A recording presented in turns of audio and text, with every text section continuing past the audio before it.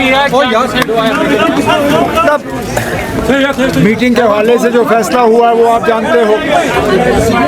National conference की legislative party की meeting हुई।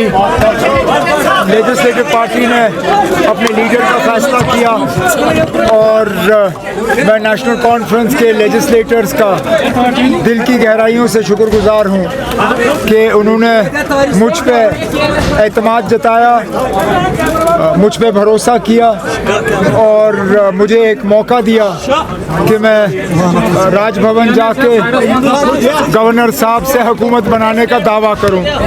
अब फ़िलहाल कांग्रेस से बातचीत चल रही है ताकि उनका सपोर्ट जो है वो मिले, लेकिन फ़िलहाल 4 इंडिपेंडेंट एमएलए जो जीत के आए हैं उन्होंने नेशनल कॉन्फ्रेंस को अपना सपोर्ट जो है वो दे दिया है।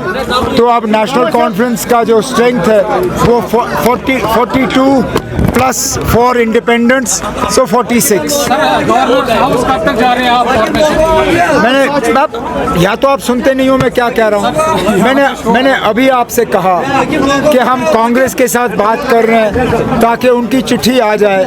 कांग्रेस की चिट्ठी आ जाती है तो फौरन जाएंगे। आज का दिन हमने दिया कांग्रेस को, वो अपना कार्रवाई कर लें। चलो।